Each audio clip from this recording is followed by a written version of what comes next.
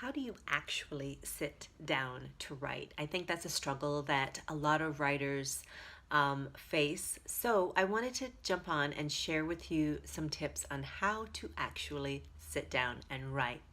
Now, the first thing you could do is to choose a day and time that you can write, because I think a lot of times we think, okay, I'm going to write every day, but we don't really think about whether that's feasible for our schedule, or we don't really have a day and time that we can write and we don't really commit to it, and it's easy to say, oh, I'll write tomorrow.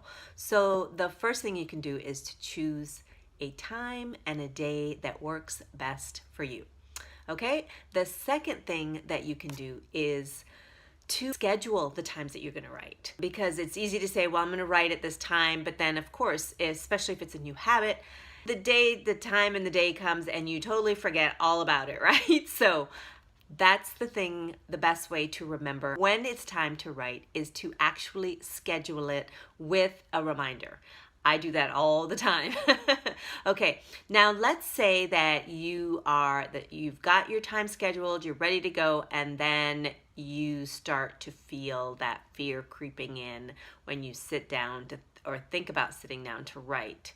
And one of the things that I do myself and I recommend is the 5-second rule. I love this rule. Count 5, 4, 3, 2, 1 and just sit down and get started. What this does is that it keeps the fear from creeping in and derailing you, because that 5 seconds, it doesn't give you time to let that fear overtake you. You just take action and you get started.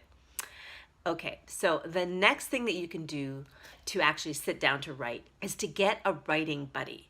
It's kind of like having a buddy that you go with to the gym to work out, right? Because let's face it, some of us need that extra kick in the pants, because just doing all the things that we've done before might not be enough, especially if you're trying to build a habit and you're trying to be consistent. If you get a writing buddy or join a writing club, that can really help you, especially if you, like I said, struggle, or it's just starting to be a new habit and you just want to have someone that you can be accountable to or be part of a group and get the support that you need.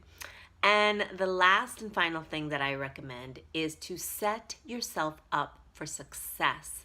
And what that looks like is creating habits around your life that allows you to fit writing into your life. Because let's face it, if you've got a chaotic and just crazy schedule, trying to fit writing into that is just not really going to work. But what you can do is look at, okay, how can I create better habits in my life that is going to enable me to be able to fit writing in, so that I can sit down and actually write either every day or consistently whenever you want to.